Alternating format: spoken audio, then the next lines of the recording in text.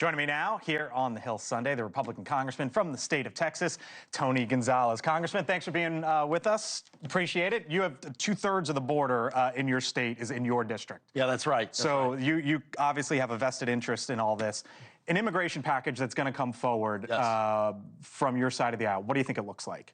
I'm excited about it. I think for too long we've talked about the problem and we haven't solved the problem. And that's exactly what House Republicans are going to do under Mike Johnson's leadership. These next 15 days, we're going to go to work and we're going to tee up a package that's ready to go for President Trump on day one. That's going to include bills like the Lake and Riley Act. Okay. That's going to include bills. Allie Bradley of NewsNation has done a fantastic job covering the border. One of the issues we see along the border is all the high-speed chases. So in this package, my good friend Juan Ciscomani has led on holding these smugglers accountable. We got to throw the book at them. Those are just a couple of the things that we're going to work on. Very excited about it. In the last Congress, you put together what was known as H.R. 2, basically employer verification, making it harder for migrants to claim asylum, more border wall, remain in Mexico policy. Is that going to be in there? I think a lot of that is going to be in there. Okay. I mean, walls work, right? We've seen that happen in Texas. Are they the end-all, be-all? No. You have to have a layered approach with more agents, you have to have more technology, and ultimately you have to enforce the laws. You also have to work on immigration, and I think this is where you'll see some things too. How do we separate border security from immigration? How do we make sure those that are coming over illegally, causing us harm, making our cities unsafe and untenable, how do we fix that? At the same time, how do we remain that country that's warm and welcome to those doing it the right way? So I mentioned the sort of, not the battle, but really what Mike Johnson had to walk through the other day to become the Speaker of the House. There was a question about a lot of these conservative Republicans, right? And would they back him? They eventually did. One of them is Congressman Scott Perry. I spoke with him the other day. Here's what he told me as it relates to maybe there might be some from within your own party who might want to water some of this down. I'll get your reaction on the other side. Okay. Let's face it, he's going to have to negotiate with folks like Lisa Murkowski, who's also a Republican, but not a very conservative member, or Susan Collins. If he decides to side with them as opposed to the Trump agenda, there are going to be problems. What about that?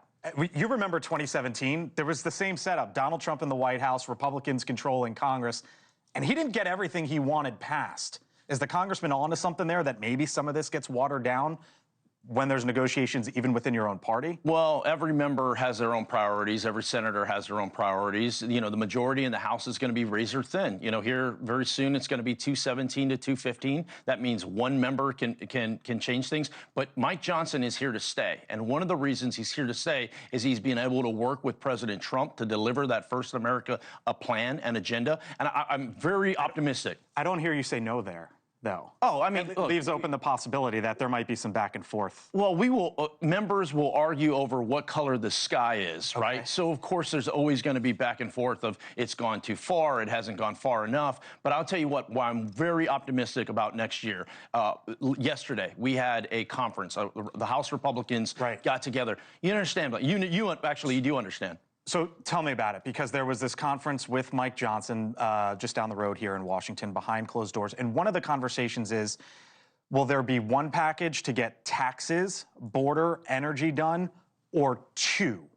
What did he tell you, and what do you think happens? I think we're focused on one package, and that's what President Trump ultimately wants to get over the finish line. But I'd say this. Look, it's hard enough to get members of Congress to show up on a Monday. To get them to show up on a Saturday, it takes an act of God in some cases.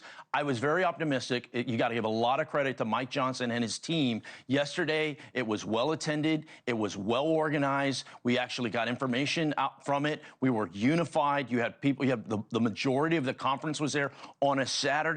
Meeting with senators, essentially saying, hey, what do we have to do to tee it up so that way this American First agenda can get off the finish line on day one? Why did he tell you it should be one, that President Trump believes it should be one?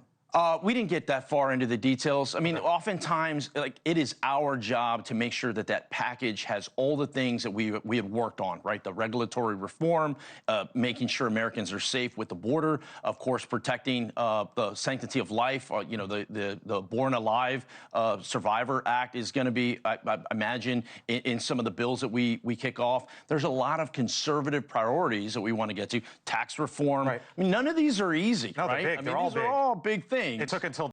Thanks for watching. Go to joinnn.com to find NewsNation on your television provider. And don't forget to click the red subscribe button below to get more of NewsNation's fact-driven, unbiased coverage.